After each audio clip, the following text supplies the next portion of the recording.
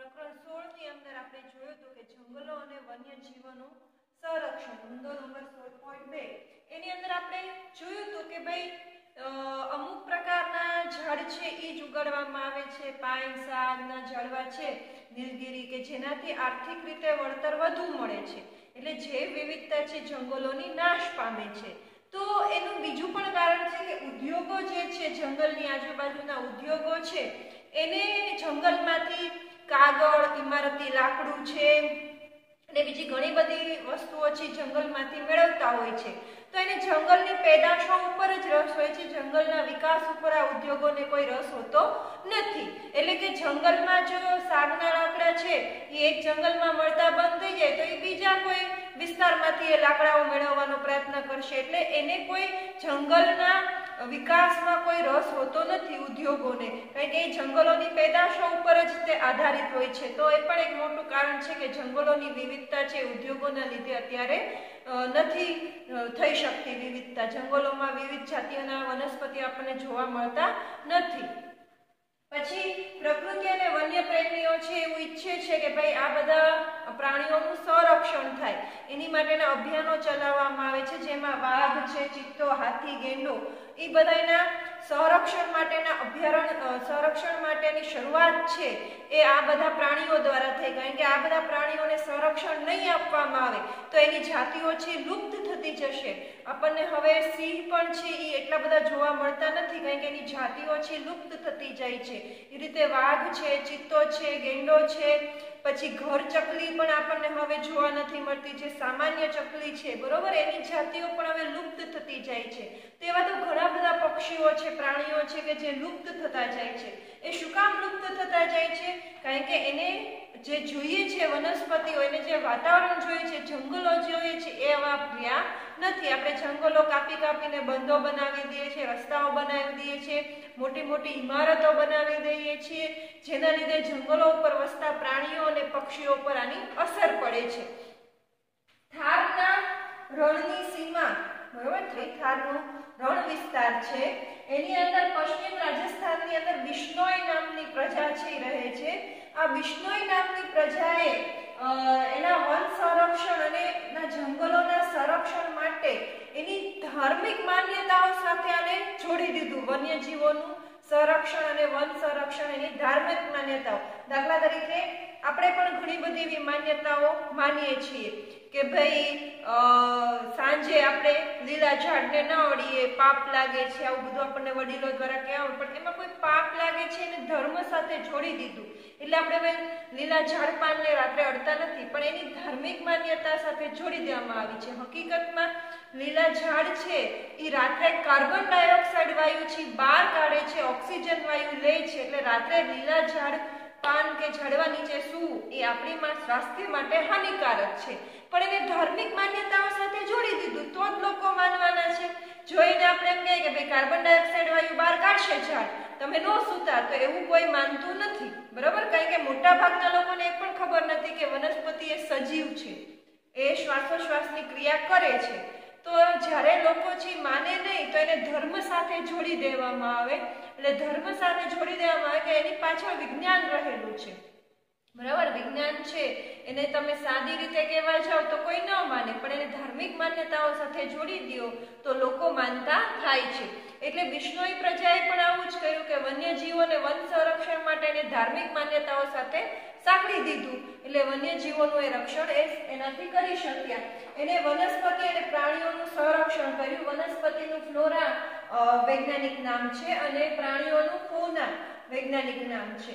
તો આ બે જાતિઓ માટે એને સંરક્ષણ માટેના પગલાઓ લીધા અને એની માટે સરકારે એવોર્ડ દેવામાં આવે છે, પુરસ્કાર દેવામાં આવે છે, જેને અમૃતા દેવી બિશ્નોઈ રાષ્ટ્રીય પુરસ્કાર તરીકે ઓળખવામાં આવે છે।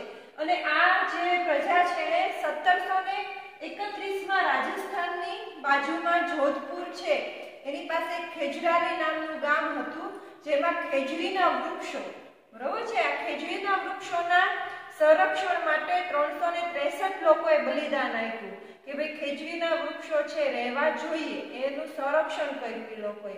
એટલે 363 લોકોએ બલિદાન આપ્યું. એટલે એની યાદમાં અમૃતા દેવી બિશ્નોઈ રાષ્ટ્રીય પુરસ્કાર છે જે વન્ય સંપત્તિનું રક્ષણ કરે છે એ વ્યક્તિઓને દેવામાં આવે છે આ અમૃતા દેવી રાષ્ટ્રીય પુરસ્કાર.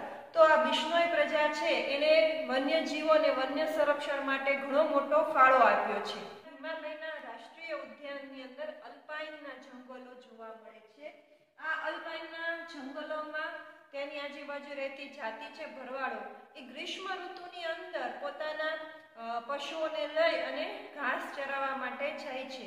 પણ સરકારે અથવા તો વન વિભાગે આ ઘાસચારા માટે એ લોકો ઉપર પ્રતિબંધ મૂકી દીધો. તો એનું કારણ શું થયું કે આ ઘાસ એટલી બધી લંબાઈમાં વધે અને પછી નીચે પડે એટલે બીજા ઘાસને ઉગવા દે નહીં. તો આ એક પ્રકારના ઘાસની વૃદ્ધિમાં અવરોધક પરિબળ થયું. કારણ કે જંગલોમાં જો ઘાસ વધે છે, પશુઓ જો ઘાસ ખાઈ જાય તો એની જગ્યાએ નવા ઘાસ ઉગે છે અને ઘાસનું નિયંત્રણ પણ થઈ શકે છે. પણ ઘેટાઓને ચરવા ન દીધા એટલે ઘાસની લંબાઈમાં ખૂબ વધારો થયો અને ઘાસ છે ઢળી પડતું હતું જમીન ઉપર. એટલે જમીન ઉપર ઢળવાના લીધે જમીનની ફળદ્રુપતાને પણ અસર કરે અને બીજું પ્રકારની કોઈ વનસ્પતિ પણ ત્યાં ઉગી શકે નહીં. તો ઘેટાઓને ચરવા ન દેવાથી પણ આ એક પ્રકારનું વન્યજીવન છે એને પણ નુકસાન થાય અને જંગલોને પણ નુકસાન થાય છે. તો આવું ન થાય એની માટે આ નીતિ છે લાંબો સમય ચાલી નહીં. પછી ત્યાંના જે આજુબાજુના વિસ્તારવાળા લોકોએ છે વિરોધ કર્યો અને ફરીથી પાછું ત્યાં જેમ હતું એમ ચાલુ કરી દેવામાં આવ્યું. તો આ રીતે જંગલોનું વ્યવસ્થાપન શું કામ કરવું જોઈએ? કારણ કે મેં કહ્યું ને કે ભાઈ જૈવ વિવિધતા ધરાવતી વનસ્પતિઓ છે એ જંગલોમાં રહેવી જરૂરી છે. એની માટેનું આંદોલન થયું હતું ચિપકો આંદોલન. આ ખૂબ પ્રસિદ્ધ આંદોલન છે જે 1970માં ગઢવાલના રેલી નામના ગામની એક ઘટના છે. આમાં ત્યાંના જે ઝાડવા કાપવાવાળા જે છે માણસો અને ત્યાંના સ્થાનિક પ્રજા વચ્ચે આમાં વિવાદ ચાલી રહ્યો હતો. તો જેવા ઝાડ કાપવાવાળા માણસો છે ત્યાં આવ્યા તો ઘરમાં કોઈ પુરુષ વ્યક્તિ ન હોવાથી ત્યાંની સ્ત્રીઓ છે એ ઝાડ પાસે દોડી ગઈ અને બધા ઝાડને છે એને બાથમાં ભીડી લીધા. એટલે આ આંદોલનને ચિપકો આંદોલન તરીકે ઓળખવામાં આવે છે કે અમે તો ઝાડને કાપવા દઈશું નહીં. ઝાડને ન કાપવા દીધું એટલે ત્યાંના ઝાડ છે બચી ગયા. તો આવી રીતે પણ લોકો છે એ માન્યતાઓ ધરાવે છે કે ઝાડ છે એ આપણી સંપત્તિ છે, એને કાપવું જોઈએ નહીં. સ્થાનિક લોકો છે એ ઝાડના પેદાશોનો ઉપયોગ કરે છે, પણ કેવી રીતે કરે? તો કે નાની નાની ડાળીઓ તોડીને, એના પાન તોડીને, એના ફળોમાંથી આખા ઝાડ કાપી અને એ લોકો પેદાશો મેળવતા નથી. પણ બીજા જે કોન્ટ્રાક્ટરો છે જે ઝાડ કાપવા આવે છે, ઉદ્યોગો છે, આખા ઝાડ કાપી નાખે છે. તો આ રીત છે એ જંગલો માટે ખોટી છે. આ રીતનો ઉપયોગ કરવાથી જંગલોનો નાશ થાય છે. સ્થાનિક લોકો જે ઉપયોગ કરે છે તો એ તો પાછી ડાળીઓ ફરીથી આવી જવાની, પાન તો ફરીથી આવી જવાના છે, એટલે પુનઃસર્જન પણ થાય એવી રીતે જંગલોનો ઉપયોગ કરે છે. તો ચિપકો આંદોલન છે એની માટે જ થયું હતું કે ઝાડ છે એ કાપવા જોઈએ નહીં. એ પછી એક બીજું ઉદાહરણ છે સાલના પશ્ચિમ બંગાળમાં જ્યારે દક્ષિણ પશ્ચિમ વિસ્તારની અંદર સાલના વૃક્ષોનું સંરક્ષણ કરવાનું આવ્યું ત્યારે ત્યાંની સ્થાનિક પ્રજા અને વન વિભાગના કર્મચારીઓ વચ્ચે સંઘર્ષ ઉતર્યો અને એટલો બધો સંઘર્ષ થયો કે નક્સલવાદીનું પરિણામ આવી ગયું કે એકબીજા વારે વારે ઝઘડો કરવા લાગ્યા. એટલે એના ઉકેલ માટે બેનર્જી નામના એક અધિકારીએ 1272 હેક્ટર જમીનની અંદર આ સાલના વૃક્ષો છે એ ઉગાડવાનો નિર્ણય લીધો અને આ સ્થાનિક લોકો છે એ વૃક્ષનું ધ્યાને રાખે અને સાથે સાથે એનામાંથી જે નીપજ મળે છે, એની જે પેદાશો મળે છે એનો 25% ઉપયોગ પણ કરે. એટલે ધ્યાન રાખવાની સાથે આર્થિક લાભ પણ એ લોકોને મળ્યો. તો એ આટલા બધા 1983માં આરાવળીની અંદર આ જંગલો છે એ એટલા બધા વિકાસ પામ્યા અને સાલના વૃક્ષો છે એટલા બધા વિકાસ પામ્યા અને એની અત્યારે જંગલની કિંમત છે 12.5 કરોડ અંદાજે ગણવામાં આવે છે. તો આ રીતે જંગલ અને વન્યજીવનોનું છે વ્યવસ્થાપન કરવું ખૂબ જરૂરી છે. કારણ કે આ જ છે એ આપણી ભાવિ પેઢીને આપણે આપી શકશું.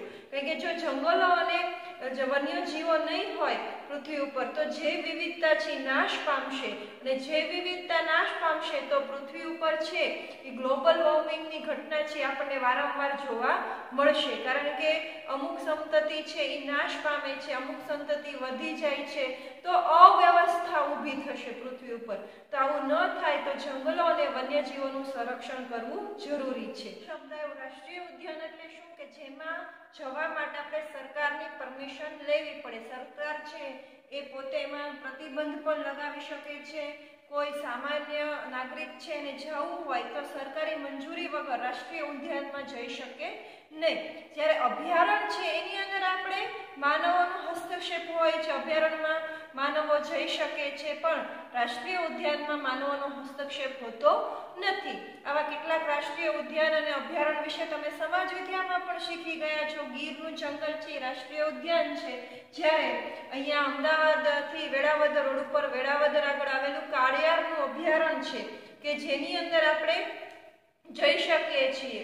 તો જંગલો છે માત્ર વનસ્પતિ અને પ્રાણીઓને સાચવવા માટે નથી, પણ આપણે પણ એનો ઉપયોગ કરવાનો છે, આપણે પણ એની જે કાંઈ પેદાશો છે એનો ઉપયોગ લેવાનો છે, એ માટે પણ આપણે રક્ષણ કરવું જરૂરી છે. એ પછીનો મુદ્દો છે કોલસો અને પેટ્રોલિયમ. તો કોલસો અને પેટ્રોલિયમ છે એ પણ આપણને પૃથ્વીના પેટાળમાંથી મળે છે અને એ પણ લાખો અને અબજો વર્ષો પછી આપણે મેળવી શકીએ છીએ. કહેવામાં આવે છે કે હવેના 40 વર્ષમાં આપણને કોલસો છે એ 200 વર્ષ સુધી પ્રાપ્ત થઈ શકે છે, પણ એમાં પણ આપણને હવે ધીમે ધીમે એ જથ્થો પણ ઓછો થતો જાય, કારણ કે આપણે વાપરશું એવી રીતે તો આપણને એ જથ્થો મળી શકશે નહીં. તો એમાં વાપરવા માટે પણ આપણે શું કરવું જોઈએ તો કે એ વાપરવા માટે પણ આપણે એનો વિવેકપૂર્ણ ઉપયોગ કરવો જોઈએ, કારણ કે કોલસો અને પેટ્રોલિયમ એવી વસ્તુ છે કે એક વખત એનું દહન થઈ ગયા પછી આપણે ફરીથી એને પ્રાપ્ત કરી શકતા નથી. પુનઃ અપ્રાપ્ય ઉર્જા સ્ત્રોતો છે. સૂર્ય ઉર્જાનો આપણે ગમે એટલો ઉપયોગ કરીએ પણ ફરીથી નવા દિવસે આપણને સૂર્ય ઉર્જા પ્રાપ્ત થશે, પણ કોલસો અને પેટ્રોલનું દહન થઈ ગયું પછી આપણને કઈ ફરીથી એ કોલસો અને પેટ્રોલ નથી મળવાના, બરોબર. પેટ્રોલનો ધુમાડો બનીને જતો રહે છે, કોલસો જે રાખ બનીને જતો રહે છે, તો આપણને એ ફરીથી પ્રાપ્ત થતા નથી. તો આપણે એનો વિવેકપૂર્ણ ઉપયોગ કરવો જોઈએ, કારણ કે કોલસો છે જૈવ ભારથી બને છે. કોલસાની અંદર કાર્બન સિવાય હાઇડ્રોજન, નાઇટ્રોજન, સલ્ફરની માત્રા પણ નિયત હોય છે. તો કોલસાનું જો અપૂર્ણ દહન થાય એટલે કે ઓક્સિજન બરાબર ન મળે, બરોબર છે, તો કોલસામાંથી કાર્બન ડાયોક્સાઇડ અને કાર્બન મોનોક્સાઇડ જેવા ઝેરી વાયુઓ પણ નીકળે છે કે જે પર્યાવરણને પ્રદૂષિત કરે છે. આપણે જે અત્યારે સરકાર છે એ સોલાર વાપરવાની વાત આવી છે, બરોબર છે, કે ભાઈ આપણે ઘર ઉપર છે એ સોલાર પ્લાન્ટ નખાવવો જોઈએ, કારણ કે ઉર્જા છે આપણે સૂર્ય દ્વારા પણ મેળવી શકીએ છીએ મોટા પ્રમાણમાં.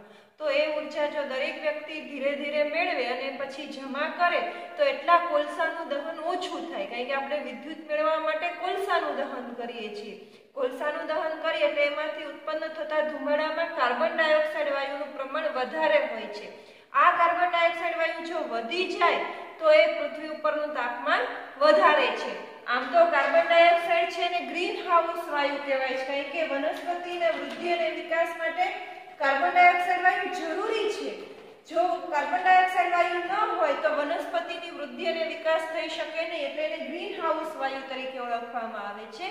પણ એનું જો પ્રમાણ છે એ વધી જાય 0.04% જેવું થઈ ગયું છે અત્યારે, તો શું થાય તો કે આ પૃથ્વી છે, પૃથ્વીની ફરતે શું થાય છે તો કે પૃથ્વીની ફરતે વાતાવરણ હોય છે. આપણે ભણી જ ગયા છીએ પૃથ્વીની ફરતે વાતાવરણના લેયર હોય છે, બરોબર છે. આપણે બધા જ લેયર વિશે 15મા પાઠમાં શીખી ગયા. સેટ્રોસ્ફિયરમાં ઓઝોન હોય છે, ટ્રોપોસ્ફિયર, સેટ્રોસ્ફિયર એમ પૃથ્વીના વાતાવરણના ભાગ પડે છે. તો શું થાય છે કે કાર્બન ડાયોક્સાઇડ વાયુ છે શું કરે તો કે પૃથ્વી ઉપરના જે વાતાવરણમાં આ કાર્બન ડાયોક્સાઇડ વાયુ શોષાઈ જાય છે, બરોબર. અને પછી જે સૂર્યના કિરણો પૃથ્વી ઉપર પડે છે પછી પૃથ્વીમાંથી જે આપણે ધુમાડો કે જે કંઈ ઉત્પન્ન થાય છે એમાંથી કાર્બન ડાયોક્સાઇડ વાયુ છે એ ગ્રીન હાઉસ વાયુ એટલે કે જે વનસ્પતિઓ છે એ કાર્બન ડાયોક્સાઇડ વાયુનો ઉપયોગ કરશે, પણ વનસ્પતિની માત્રા હવે આપણે શું કરી છે તો કે વનસ્પતિની માત્રા આપણે હવે ઘટાડી દીધી છે, જંગલો આપણે કાપવા માંડ્યા છે, એટલે વનસ્પતિ એક જ સજીવ સૃષ્ટિ એવી છે પૃથ્વી ઉપર કે જે કાર્બન ડાયોક્સાઇડ વાયુ શું કરે છે તો કે શ્વાસોશ્વાસની ક્રિયામાં કાર્બન ડાયોક્સાઇડ વાયુ લે છે. કોણ લે છે? વનસ્પતિ. તો હવે વનસ્પતિ કાપવા માંડ્યા છીએ તો પૃથ્વી ઉપર શું થાય છે તો કે કાર્બન ડાયોક્સાઇડ વાયુનું પ્રમાણ વધતું જાય છે. તો આ કાર્બન ડાયોક્સાઇડ વાયુનું પ્રમાણ વધી જાય જે વાતાવરણમાં શોષાઈ જાય છે, પછી આને આ કાર્બન ડાયોક્સાઇડ વાયુ ફરીથી પૃથ્વી ઉપર આપાત થાય છે, એટલે કે એનું લેયર આખું બનતું જાય છે. એટલે પૃથ્વી ઉપર જે ગરમી ઉત્પન્ન થાય છે એનું કારણ કાર્બન ડાયોક્સાઇડ વાયુ છે કે જે પૃથ્વીને ગરમ કરે છે, પૃથ્વીને તપાવે છે. શું કામ? કારણ કે એનું પ્રમાણ છે એ વધી ગયું છે, એટલે પૃથ્વી ઉપર એ વાયુઓ છે એ રાત્રિ દરમિયાન છે અને દિવસ દરમિયાન આપણને જે તાપમાનનો ફેરફાર છે એ માટે પણ કાર્બન ડાયોક્સાઇડ વાયુ જવાબદાર છે. આપણે ધોરણ 9 ની અંદર ભણી જ ગયા છીએ કે રાત્રિ અને દિવસનું તાપમાન છે શા માટે રાત્રે પણ આપણે માઈનસમાં નથી જતા રહેતા, બરોબર ને? સૂર્ય તો હોતો નથી અને દિવસે કેમ આપણે એટલા તપી નથી જતા? એનું કારણ છે આપણું વાતાવરણ, જે આપણે ધોરણ 9 ની અંદર શીખી ગયા છીએ. તો કાર્બન ડાયોક્સાઇડ વાયુ છે પૃથ્વી ફરતે ફેલાઈ જાય છે અને એ ફરીથી પૃથ્વી ઉપર છે એ વનસ્પતિ ઓછી હોવાના લીધે એ વાયુઓનું પ્રમાણ વધી ગયું છે, જે ગ્લોબલ વોર્મિંગ વૈશ્વિક તાપમાનનો વધારો કરે છે. તો આ ન થાય એની માટે આપણે શું કરવું જોઈએ તો કે આપણે એની માટે કોલસાનું દહન છે ઓછામાં ઓછું કરવું જોઈએ, લાકડાઓ છે બાળવા જોઈએ નહીં, કારણ કે એમાંથી પણ કાર્બન ડાયોક્સાઇડ વાયુ ઉત્પન્ન થાય છે. બિનજરૂરી આપણે કોઈ પણ જગ્યાએ જવું હોય તો ચાલીને જવું જોઈએ, વધારે પડતા આપણે વાહનનો ઉપયોગ પણ કરવાનો ટાળવો જોઈએ, કારણ કે જેટલો વાહનનો ઉપયોગ કરશું તો એ બધા વાહનમાંથી શું નીકળે છે? કાર્બન ડાયોક્સાઇડ વાયુ. તો આપણે સરકારી વાહનોનો ઉપયોગ કરીએ, રિક્ષાનો ઉપયોગ કરીએ કે જેથી કરીને આપણે નજીકના સ્થળે જવું હોય તો આપણે વ્યક્તિગત વાહનો લેવા ન પડે. અત્યારે તો એવું થઈ ગયું છે ઘરમાં 4 વ્યક્તિ તો ચારે પાસે વાહનો હોય, તો એ 4 જગ્યાએ જ્યાં જવું હોય 4 જણા પોતાનું વાહન લઈને જશે તો શું થશે તો કે વાતાવરણમાં પ્રદૂષણ ફેલાશે. તો નજીકના સ્થળે ચાલીને જવું, સાયકલ ઉપર જવું, વાહનોનો ઉપયોગ છે એ ઓછો કરવો. એક દિવસ અઠવાડિયામાં એવું રાખવું કે આજે હું સ્કૂલે જાઉં, ઓફિસે જાઉં કે કોઈ પણ જગ્યાએ જાઉં ત્યાં હું મારું સ્કૂટર કે મોટર લઈને જઈશ નહીં, હું ચાલીને જઈશ, હું સાયકલ લઈને જઈશ. બસ આપણે જો એક દિવસ દરેક વ્યક્તિ પ્રદાન કરે ને તો પણ આ પૃથ્વીમાંથી પ્રદૂષણ ઓછું થઈ જાય. તો પૃથ્વી ઉપર પ્રદૂષણમાં ફેલાવા માટે માનવીઓ જ જવાબદાર છે. પ્લાસ્ટિકની થેલીઓનો ઉપયોગ આપણે કરીએ જે પ્રદૂષણ ફેલાવે છે તો એનો ઉપયોગ ન કરીએ. જ્યાં જ્યાં જરૂરી ન હોય ત્યાં લાઇટ પંખા આપણે બંધ રાખીએ. જે રૂમમાંથી જઈએ એમાં ટીવી, ઘણાને ટેવ હોય ઘરમાં આવે એટલે પહેલા ટીવી ચાલુ કરવા જોઈએ, પછી ગમે ત્યાં આટા મારે, ટીવીનો અવાજ બધે આવવો જોઈએ. તો એ પણ આપણે ઇલેક્ટ્રિસિટીનો ઉપયોગ છે એ બિનજરૂરી ન કરવો જોઈએ. આપણે જરૂર હોય તો કરવાનું, ન જરૂર હોય તો લાઇટ પંખા ટીવી કે કોઈ પણ ઇલેક્ટ્રિક સાધન છે એને આપણે બંધ કરી દેવું જોઈએ. બને ત્યાં સુધી દાદરા છે એ ચડીને આપણી સ્વસ્થતા માટે પણ સારું છે કે દાદરા આપણે ચડીએ લિફ્ટના ઉપયોગ કરવા કરતા. તો જ્યાં સુધી આપણે સ્વસ્થ છીએ ત્યાં સુધી આપણે દાદરાઓ છે એનો ઉપયોગ કરીએ કે ભાઈ લિફ્ટનો ઉપયોગ ટાળીએ, બરાબર, અને પેટ્રોલનો ઉપયોગ ઓછો કરીએ, કોલસાનું દહન વધારે ન કરીએ.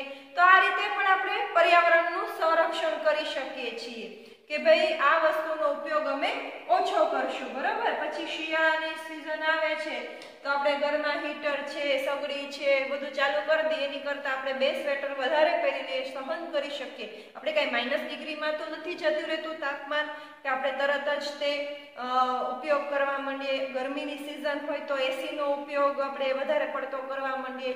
તો એના આપણે ઓપ્શન વિચારીએ કે ભાઈ આવું થાય તો આપણે શું કરી શકીએ કે જેથી કરીને આપણે પ્રદૂષણ છે ઓછું ફેલાવી શકીએ. કારણ કે એસીની અંદરથી ઉત્પન્ન થતો વાયુ છે, બરોબર, એ પણ પ્રદૂષણનું કારણ બને છે. રેફ્રિજરેટરમાંથી ઉત્પન્ન થતો વાયુ છે એ પણ પ્રદૂષણનું કારણ બને છે. કારણ કે આ બધા ઇલેક્ટ્રિક સાધનો છે એ પ્રદૂષણ ફેલાવવાનું જ કામ કરે છે. તો આપણે એનો ઓછામાં ઓછો ઉપયોગ કરીએ અને પર્યાવરણને સુરક્ષિત કરીએ એ આપણી એક આ દેશના નાગરિક તરીકેની જવાબદારી છે. જેમ સ્વચ્છતા અભિયાન આપણે ચલાવીએ છીએ કે જેથી કરીને આજુબાજુમાં સ્વચ્છતા રહે, એમ આપણે પર્યાવરણનું સંરક્ષણ માટેનું પણ દરેક નાગરિકે સમજી વિચારી અને પર્યાવરણ સંરક્ષણ માટે પણ આપણે પોતાનું યોગદાન દેવું જોઈએ.